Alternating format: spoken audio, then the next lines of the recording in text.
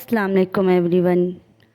तो आज जो मैं आप लोगों के सामने एक बात लेकर आई हूँ, मैं मजबूर हो गई थी इस पे वीडियो बनाने के लिए, क्योंकि बहुत ही बुरा हुआ। आप लोगों ने सुना होगा आजकल न्यूज़ पे, टिकटॉक पे, हर जगह पे ये बात फैली हुई है। कलकत्ता की एक मासूम लड़की जिसकी एज तकरीबन 31 थी, और जो एक हॉस्पिटल में अपनी ट्रेनिंग ड्यूटी कर रही थी, और ड्यूटी के ड्यूरिंग ही वो थोड़ी देर रेस्ट करने दूसरे रूम में गई है अपने, और उधर ही उसके सामने ये जो हादसा आया था।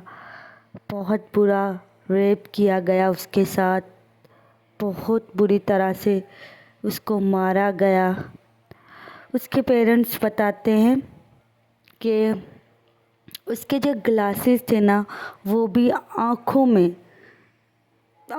उसके शीशे चुभे हुए थे, और इतनी बेदर्दी से उसे मारा गया है ना, बहुत बेदर्दी से। उसके जिस्म पे, बॉडी पे भी जगह जगह काटने के निशान थे, और उसकी जो टांगे थी ना, एक टांग बेड के दूसरी साइड पे मिली, एक दूसरी साइड पे मिली, और बहुत बुरा उसके साथ सलूक किया गया। उसका गलती क्या थी? वो सिर्फ एक बेटी थी। बेटियों की इज़्ज़त क्यों महफूज नहीं है? इसलिए तो लोग डरते हैं कि अपनी बेटियों को बाहर कैसे भेजें। इस तरह के दरिंदे अगर ऐसे ही फिरते रहे तो हम अपनी बेटियों की अच्छा, मैंने ना ये आ रही थी, टिकटॉक पर भी आ रही थी, पर ना ज़्यादा मुझे इसकी डिटेलिंग मिली नहीं थी। तो कल मेरी सिस्टर मेरी बात हुई तो उसने मुझे बताया, तो मैंने फिर ज़्यादा सर्च की, तो मुझे ना रात ही पता चला, और मुझे इतना आँखों के सामने बार बार आ रहा था, इतना खौफ पैदा हो रहा था ना, बहुत अजीब सा डर लग रहा था कि हम बात कर रहे थे कि कैसे हम अपनी बेटियों को बाहर जाने देंगे। ऐसे तो एक बेटी खुल के अपनी ज़िंदगी जी ही नहीं सकती। हमारी जो हुकूमत है, हमारे कसूर में इधर हुआ था ज़ैनब वाला वाक़या, कितना, वो तो मासूम बच्ची थी।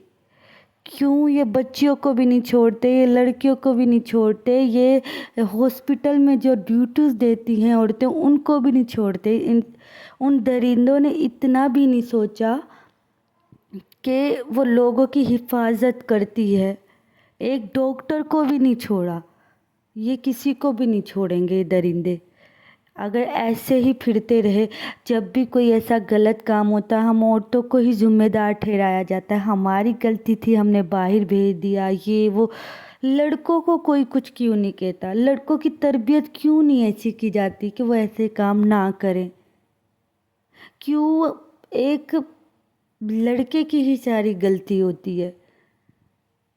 बहुत बुरा हुआ। उसके जब पेरेंट्स को कॉल की तो थोड़ी देर पहले उसकी बात होती है अपनी मॉम से, तो वो अपने अब्बू से कहती है बस मैं अब आने वाली हूँ, और थोड़ी देर बाद उन्हें दोबारा कॉल जाती है कि आपकी बेटी का क्या रेप तो नहीं कहते, वो कहते हैं कि आपकी बेटी की तबीयत ठीक नहीं है, जल्दी से आ जाओ।